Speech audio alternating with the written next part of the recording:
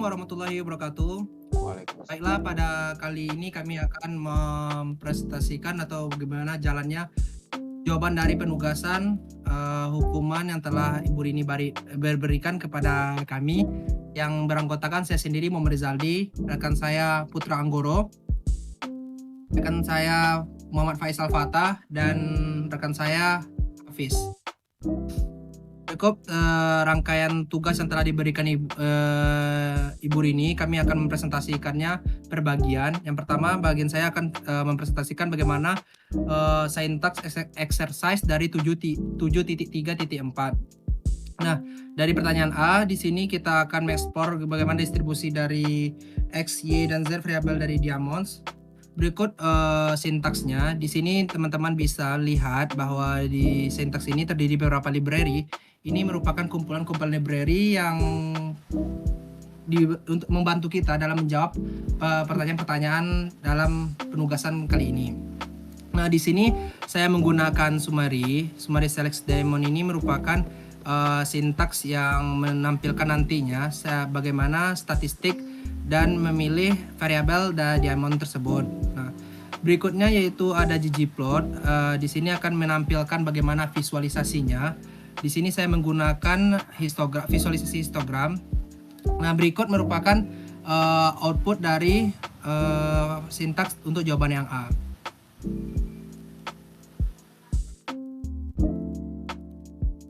Nah, untuk konsol pertama ini terdiri dari summary statistiknya, teman-teman bisa lihat di layar.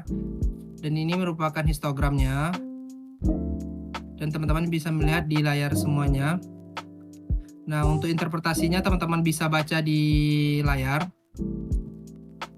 Bagaimana interpretasi dari output sintaks yang telah kami bikin. Nah, berikutnya yaitu untuk pertanyaan B, yang mana di sini disuruh menjelaskan explore distribusi dari harga. Yang mana untuk yang pertama di sini kami memvisualisasikan histogramnya menggunakan geom histogram, yang mana memfilter diamond yang harganya kurang dari 2.500 dan menggunakan ice x sama dengan price ini menggunakan kolom price sebagai sumbu x-nya, yaitu sumbu x-nya itu sebagai harga, dan geom histogram dengan bin width-nya itu 10 pada center 0. Ini tujuannya ini untuk memvisualisasi distribusi harga untuk berlian yang relatif murah. Ini membantu kita untuk melihat apakah harga murah cenderung menumpuk di kisaran tertentu atau apakah ada outlier aneh di bawah dari 2.500. Berikut hasil dari sintaks yang telah kami bikin. Nah, di sini telah terdapat histogram, yang mana di sini ada beberapa kepisahan, dan untuk ini histogram harga. Berikut ini merupakan interpretasinya, teman-teman bisa baca di layar. Nah, untuk pertanyaan ke C yaitu bagaimana how many diamonds are 0,99 karat. Nah, di sini saya menggunakan menggunakan operator pipe dari DPLYR, yang artinya ini teruskan hasil ini ke langkah berikutnya. Di sini kita mulai dengan dataset diamond. Teman-teman bisa melihat sintaks yang telah ada di layar. Nah, di sini saya akan memfilter karat yang kecil sama dari 0,99. Ini untuk fungsinya ini untuk menyaring data, hanya menyertakan baris dengan nilai karat yang antara 0,99 dan 1 gitu kan, inklusif. Tujuannya untuk fokus pada berlian yang beratnya mendekati 1 karat. Tentang ini menarik karena 1 karat adalah ambang harga penting dalam perdagangan berlian. Nah, untuk berikutnya tuh count karatnya ini berfungsi setelah disaring kan. Count karat ini menghitung jumlah berlian untuk setiap nilai untuk unik karatnya dalam rentang dari 0,9 sampai 1. Hasilnya ini akan menghasilkan 2 buah tabel. Oke, saya akan menjalankan sintaksnya. Nah, di sini bisa teman-teman lihat, ini ada tabelnya 2x2, yaitu terdiri dari yang kolomnya karat dan n-nya, dan kolom berikutnya itu n. Nah, di sini telah dijelaskan nilai karetnya spesifiknya dari 0,99 sampai 1 gitu kan. Dan untuk interpretasinya teman-teman bisa baca sendiri. Nah, ini berikut itu pertanyaan terakhir dalam soal 3.4.1 yaitu yang mana di sini disuruhnya compare and contrast Cartesian versus Extreme dan Orielim. Nah, di sini saya telah membuat sintaks R-nya, yang mana di sintaks R-nya ini saya menggunakan geohistogram juga sebagai membuat histogram dari variabel harga nantinya. Nah, di sini ada chord Cartesian Extreme C 100,500 dan Yelim C 0,3000. Pada di layar itu fungsi ini hanya untuk mengatur tampilan zoom in area aja sih, antara harga 100 sampai 5000 dan jumlah frekuensinya tinggi, yaitu pada tinggi barnya yaitu 0 sampai 3000. Data di luar rentang ini tetap dihitung sih dalam histogram, hanya tidak ditampilkan. Nah, aman dalam sintaks ini aman karena tidak memotong atau membuat data atau membuang data asli. Nah, di sini juga menggunakan Xlim dan Yelim yang secara default melakukan filtering dari datanya berlian dengan harga yang kurang dari 100 nantinya atau yang lebih dari 5000 akan dibuang dari data sebelumnya histogram dibuat. Ini bisa mengubah bentuk distribusi karena menghitung histogram dari subset data bukan keseluruhan. Berikut merupakan dari hasil output dari yang telah kami bikin. Teman-teman bisa melihatnya. Nah, ini merupakan fungsi interpretasinya itu, fungsi dari chord Cartesian ini digunakan untuk memperbesar tampilan pada area tertentu setelah seluruh data dihitung dan dibentuk geometri seperti histogram yang telah dibuat. Nah, karena bin pada histogram sudah dihitung sebelumnya, penggunaan chord Cartesian ini tidak mempengaruhi jumlah bin atau data yang digunakan, sehingga data di luar batas tetap ada namun tidak ditampilkan. Sebaliknya, fungsi dari Xlim dan Yelim yang telah ada di sintaks tadi bekerja sebelum histogram dibentuk. Mereka membatasi data yang akan dihitung termasuk lebar bin dan jumlahnya. Akibatnya data di luar rentang dan yang ditentukan akan diabaikan atau dibuang, yang akhirnya mempengaruhi bentuk dari tampilan histogram. Nah, mungkin untuk jawaban dari saya untuk eksersis pertama itu sekian dahulu. Untuk eksersis berikutnya 741 akan saya serahkan kepada Hafiz. Kepada saudara Hafiz, saya persilakan. Aldi udah menjawab tadi bagian 1, sekarang bagian aku buat ke nomor selanjutnya, yaitu latihan exercise 7.4.1 yang bisa kalian akses di link yang akan kita taruh. Jadi di sini mungkin sebentar aku bakal share screen terlebih dahulu.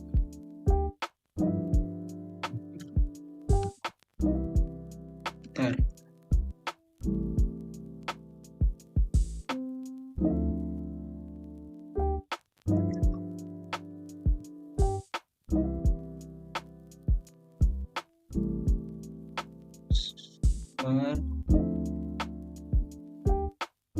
Nah, ini udah aku share, bisa dilihat ini exercise 74.1.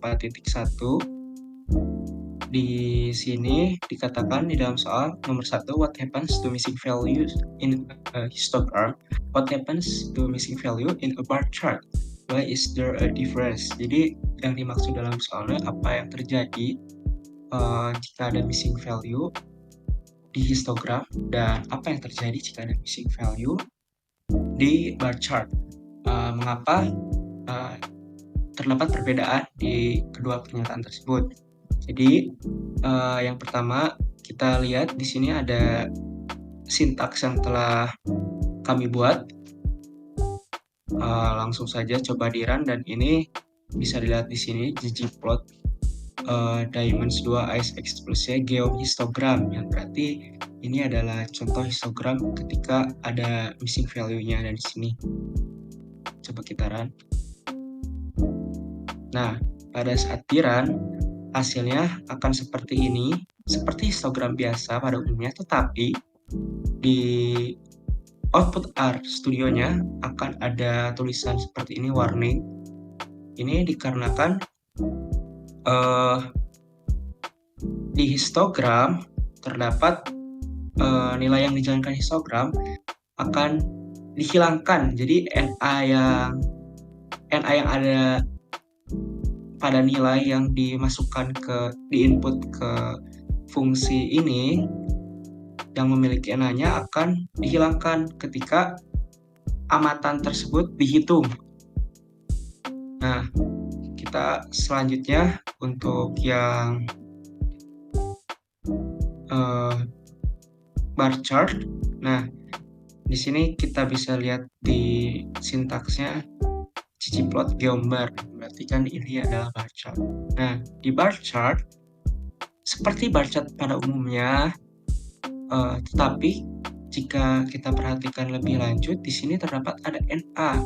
Berarti jika kita menginput suatu data yang memiliki NA-nya dan kita ingin buat ke dalam bar chart, NA-nya di sini tidak dihilangkan seperti pada histogram, tetapi dianggap menjadi kategori di suatu data tersebut. Nah, jadi di sini kita memiliki beberapa kesimpulan. Jadi histogram ini bekerjanya tuh untuk data numerik, dan mengasumsikan pengukurannya kontinu. Ini definisi histogram pada umumnya terlebih dahulu ya. Terus, di suatu data memiliki nilai NA ini nggak bisa dikelompokkan ke dalam bin angka. Jadi secara otomatis tuh di output yang akan ditampilkan di histogram tuh akan dihapus. Itu histogram. Selanjutnya bar chart. Nah, kalau bar chart ini tuh data kategori, jadi bekerjanya dengan data kategori. Nah, jadi jika ada suatu data yang memiliki NA di dalam bar chart ini bisa atau akan otomatis menganggap nilai-nilai NA ini sebagai kategori tersendiri. Makanya tadi di sini ada kategori NA yang memiliki proporsinya tersendiri. Nah, jadi tadi NA-nya dianggap menjadi kategori sendiri. Jadi tapi bisa juga kita memilih untuk menampilkan NA sebagai kategori yang diinginkan ataupun tidak. Itu untuk nomor pertama. Jadi kesimpulannya seperti itu. Lalu untuk yang nomor 2, sebentar. Nah, nomor 2 mungkin di sini disebutin di dalam soal 7.4.1, what does NA.rm sama dengan true, do in min and sum. Jadi dalam R tuh kita memiliki fungsi n.rm true ataupun false, tapi di sini di soal ditanyakannya what does NA.rm true. Nah, jadi pada fungsi seperti min atau sum itu digunakan untuk mengabaikan nilai yang hilang NA maksudnya tuh dalam perhitungan. Kenapa? Karena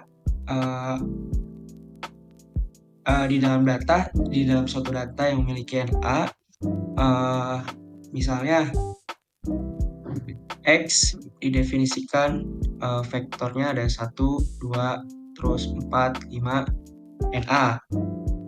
Nah, nanti kalau kalian ataupun siapapun itu mencari min X kan tadi telah didefinisikan nih jadi C, vektor 1, 2, 4, 5, tapi ada NA-nya. Nanti output yang dihasilkan ketika kalian memanggil fungsi min X, yang muncul ada NA. Nah, kenapa? Karena ada NA di dalam vektor tadi yang telah didefinisikan menjadi X. Jadi R ini tuh nggak bisa menghitung rata-rata dari suatu data yang memiliki NA.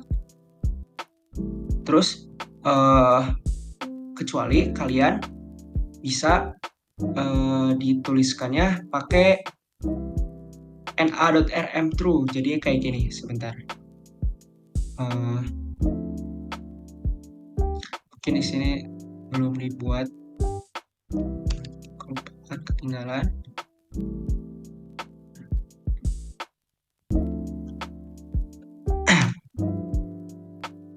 Nah, tuh setelah kita run ini seperti kayak gini, itu nggak bakal menghasilkan nilai yang kita inginkan, tetapi malah outputnya yang keluar adalah NA, karena R tidak bisa memanggil fungsi main yang memiliki data NA kecuali kita menggunakan seperti ini. Nah, di sini min x na.rm true, outputnya ini akan muncul output yang kita inginkan tetapi menghilangkan NA. Jadi NA ini bakal dihilangkan, jadi NA-nya diabaikan. Jadi perhitungannya cuma 1, 2, dan 4. Tapi NA-nya diabaikan. Terus untuk sum kita coba juga.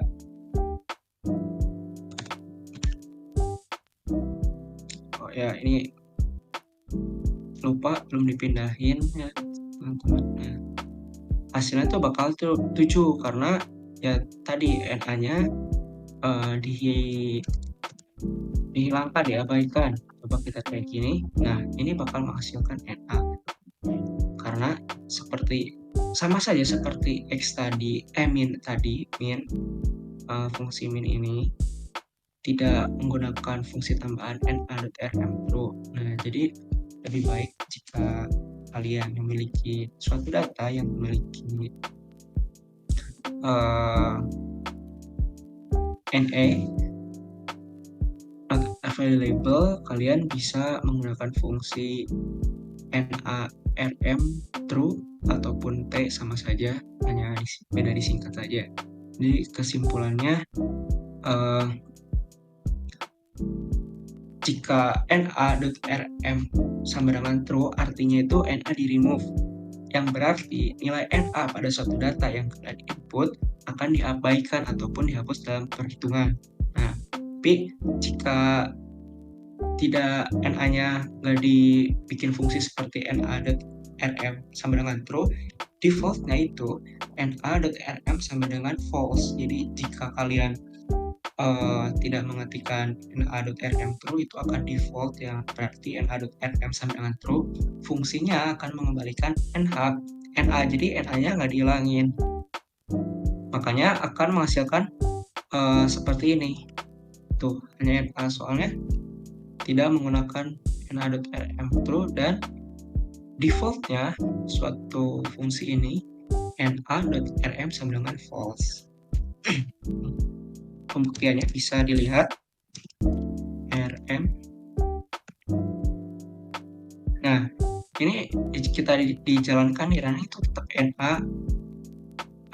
Ini juga tetap na, yang tidak memakai na.rm true itu tetap na aja. Nah, bisa dilihat. Jadi penjelasan untuk exercise 7.4.1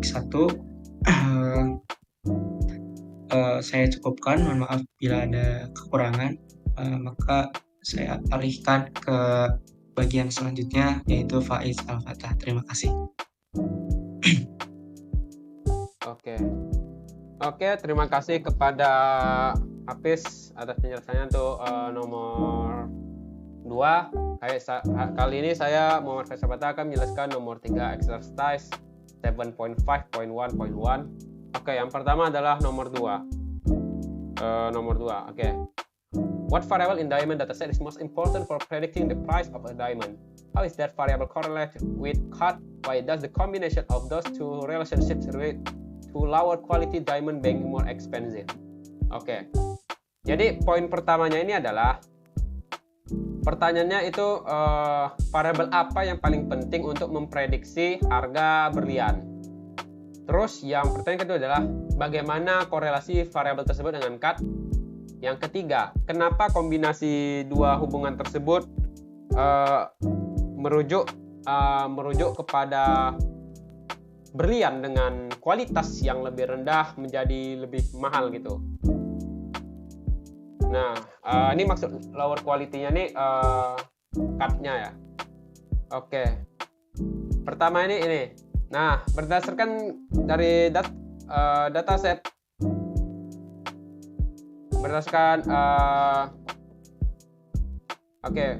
berdasarkan dokumentasi dari dataset Diamond itu dapat 3 ya. Itu ada karat, color, dan clarity. Nah, ini kita sempit. Untuk variabel dimensi sendiri tidak kita masukkan karena dimensi itu memiliki sifat yang hampir sama dengan karat. Baiklah, pertama kita akan mengeksplorasi scatter plot antara karat dengan harga. Nah, karena datanya berjumlah sangat banyak sehingga terjadi kekacauan di plotnya. Nah, supaya memperjelasnya kita ubah menjadi box plot. Nah, bisa dilihat di codingan ini kita menggunakan ggplot. Pertama ini kita scatter plot, cuman karena susah untuk mengidentifikasinya kita menggunakan box plot. Terlihat variasi antar karat itu sangat bervariasi ya. Untuk selanjutnya adalah kita akan mengeksplorasi amatan color dan clarity. Nah, color dan clarity ini dia merupakan data kategorik sehingga kita menggunakan box plotnya per kategori. Bisa dilihat di sini, ini adalah box plot untuk harga dengan warna, dengan color, price to and color. Ini dan ini box plot untuk clarity dengan price dan clarity. Nah, variabel paling utama untuk memprediksi harga dari untuk variabel yang tepat untuk memprediksi harga berlian berdasarkan eksplorasi yang telah kita lakukan adalah variabel karat. Variabel karat.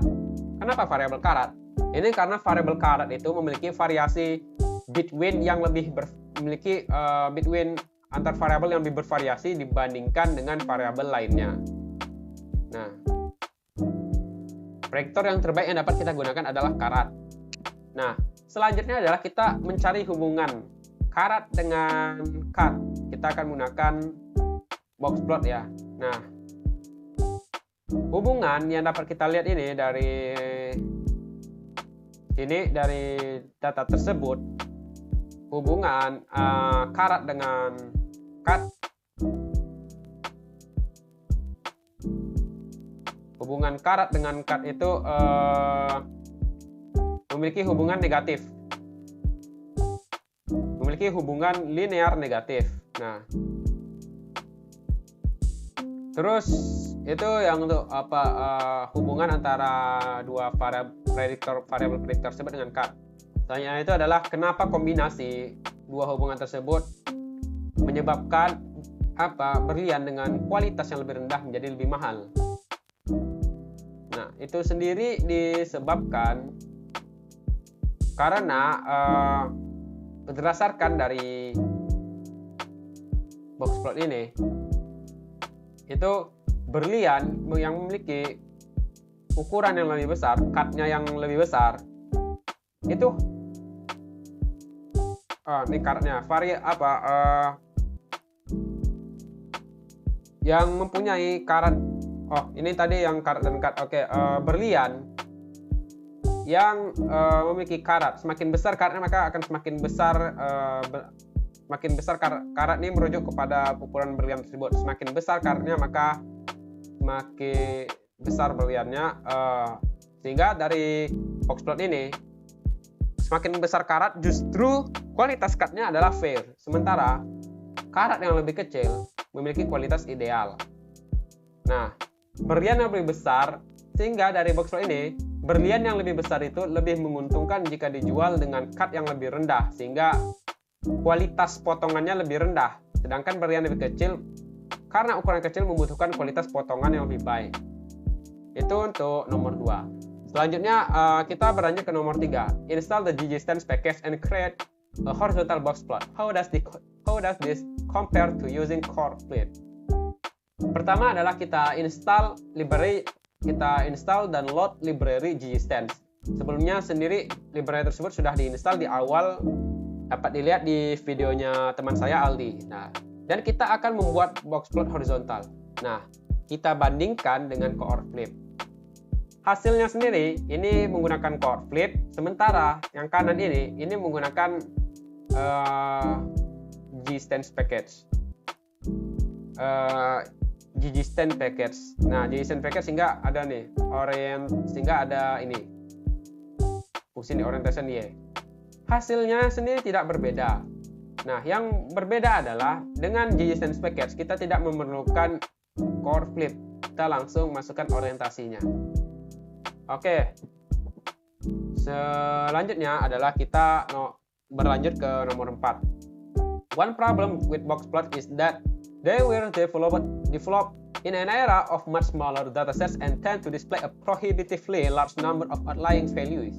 One approach to remedy this problem is the ladder value plot. Install the LV plot package and try using geom_LV to display the distribution of price versus cut.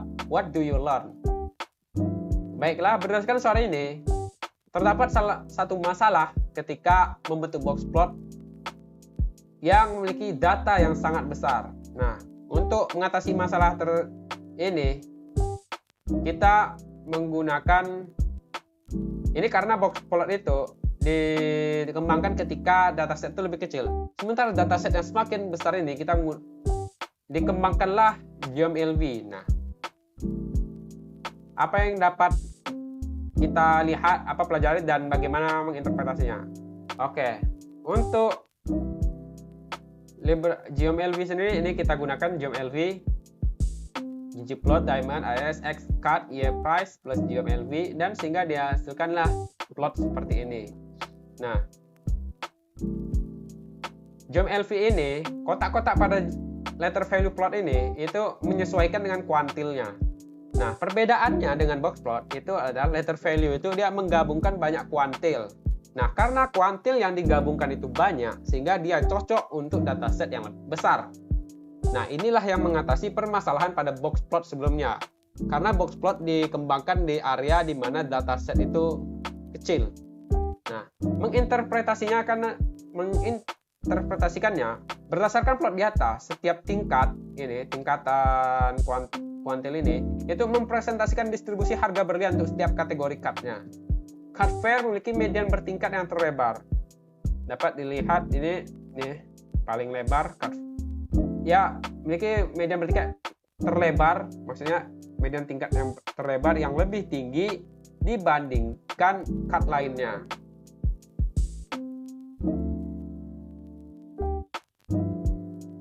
Untuk nomor 5 sendiri, compare and contrast geom violin with a facet geom histogram or a color geom frequency poly. What are the pros and cons of each method? Nah, kita akan membandingkan dan mengkontraskan geom violin dengan facet geom histogram or a color geom frequency polygon. Apa pro kontra dari setiap metode? Nah, dapat dilihat ini adalah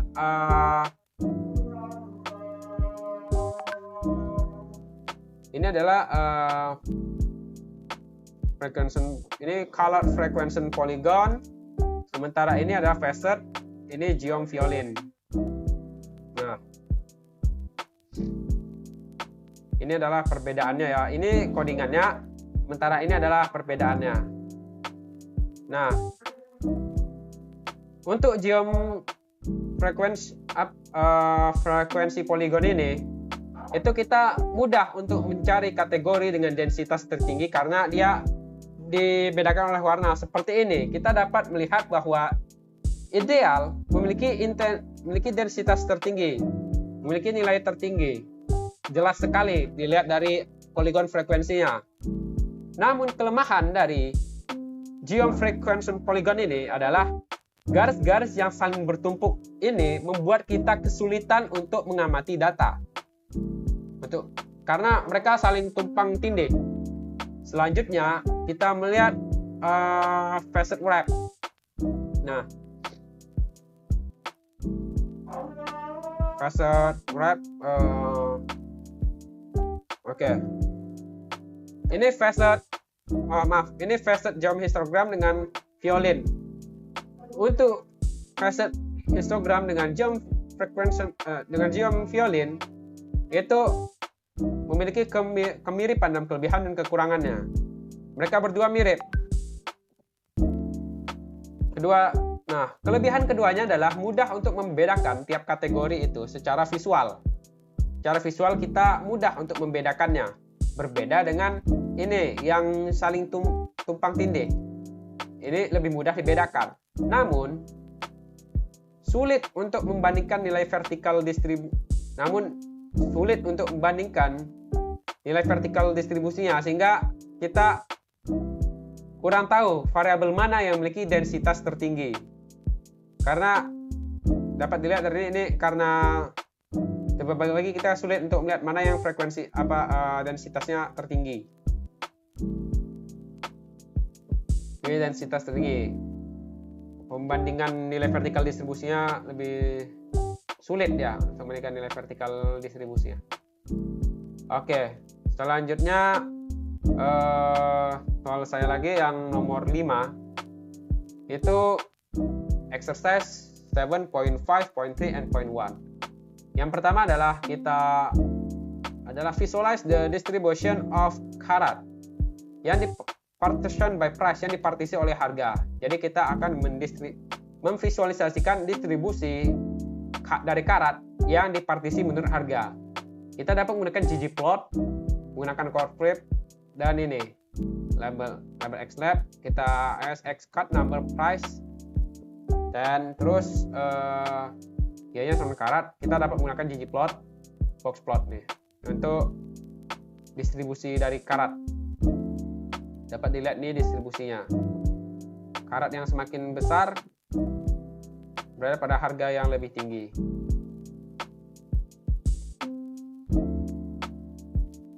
Karat yang semakin besar berada harga yang lebih tinggi. Oke. Selanjutnya adalah how does the price distribution of very large diamond compare to small diamond? Is it as you expect or does it surprise you? Oke. Distribusi ini jadi bagaimana distribusi harga dari berlian yang lebih besar dibandingkan dengan berlian yang kecil? Apakah itu sesuai dengan ekspektasi Anda atau itu mengejutkan Anda? Nah, berdasarkan hasil yang dapat kita lihat sebelumnya, berlian yang memiliki karat yang lebih tinggi itu memiliki harga yang lebih tinggi dibandingkan dengan berlian yang memiliki karat yang lebih rendah. Nah, sehingga hal ini tentu sesuai dengan ekspektasi. Secara normalnya kita mengekspektasikan sesuatu yang lebih besar itu memiliki harga yang lebih tinggi. Sehingga ini sesuai dengan ekspektasi. Selanjutnya adalah combine two of the techniques you've learned to visualize the combined distribution of cut, karat, and price.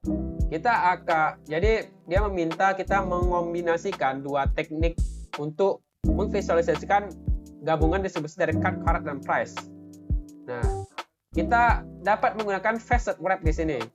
Nah, kita facetkan dengan cut. Dapat dilihat di sini. Ini menggunakan geometry plot, sementara ini menggunakan geometry. Selanjutnya adalah two-dimensional plots reveals outliers that are not visible in one-dimensional plot. For example, some point in the plot below have an unusual combination of x and y value, which makes the points outliers even though their x and y values appear normal when examined separately. Oke, jadi plot dua dimensi itu dia menunjukkan outlier yang tidak terlihat di plot satu dimensi.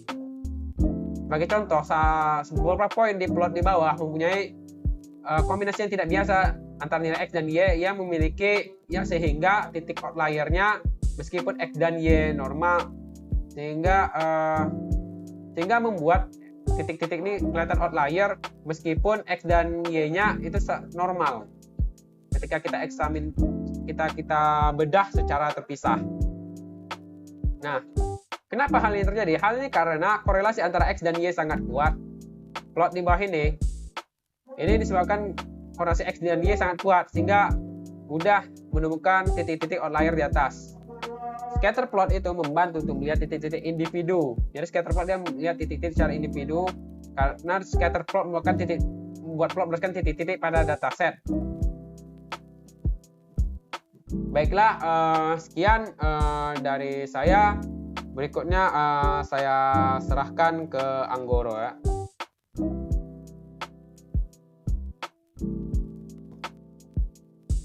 Baik, selanjutnya akan saya jelaskan sedikit tentang exercise 7.5.2.1. Baik, di sini ada 3 soal. Yang pertama itu, how could you scale the count dataset above to more clearly show the distribution of cut within color or color within cut. Jadi di sini kita bakal kerjain dulu yang cut within color. Di sini kita pakai dataset diamonds. Kita input dataset diamonds, terus kita count, kita hitung jumlah kombinasi masing-masing dari color sama cut dari diamondnya. Terus kita kelompokin berdasarkan color karena kita cut within color. Terus kita buat kolom baru yang berisi proporsi dari masing-masing cut sesuai dengan warnanya tadi, frekuensi warnanya. Terus kita plot dengan ggplot, kita buat heat map dengan x sebagai sumber x dengan sumber x dengan color, y dengan cut.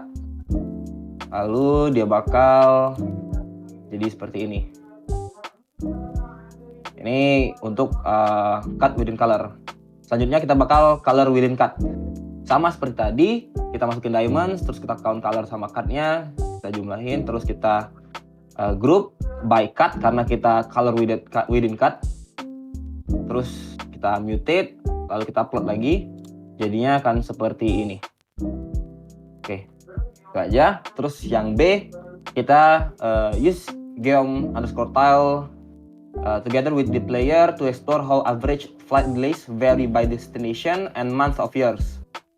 What makes the plot difficult to read? How could you improve it? Terus di sini kita ambil dataset dari flights. Terus kita kayak tadi kita grup juga, tapi by month dan days dari bulannya. Dan dari bulan dan juga tujuan penerbangannya. Terus kita summarize, kita hitung rata-ratanya dari delay. Terus kita buat heat map lagi dengan ggplot, x-nya month, ya y-nya itu destinations, terus fill-nya delay. Terus kita kasih label x-nya month, y destination, fill-nya departure delay. Terus dia bakal jadi kayak gini. Nah, dari sini kita bisa lihat ada beberapa kolom yang bakal kosong nih, karena ada beberapa nilai yang missing gitu. Jadi kita cara ngilanginnya gimana? Ya dengan cara mengurutkan destinasi dengan hitungan yang lebih berarti seperti jarak, jumlah penerbangan, dan data delay. Atau dengan cara kita hilangkan nilai yang hilangnya. Di sini kita bakal bersihin ya, kita bakal diperbaiki sama kayak tadi, tapi beberapa kita bakal hilangin. Jadinya bakal seperti ini, jadi rapi lagi, jadi kayak full gitu. Oke, itu aja. Terus yang terakhir C, why is it slightly better to use X color with Y cut rather than X cut Y color in the example above? Jadi kenapa sih lebih bagus pakai colornya di X terus cutnya di Y daripada cutnya di X, colornya di Y? Kita bakal pakai kayak tadi diamonds, terus kita count lagi, kita hitung lagi.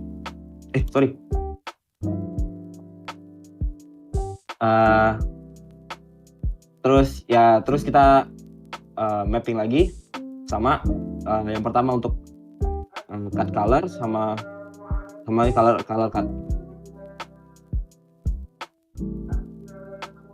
Nah, ini untuk cut color, yang ini untuk color cut.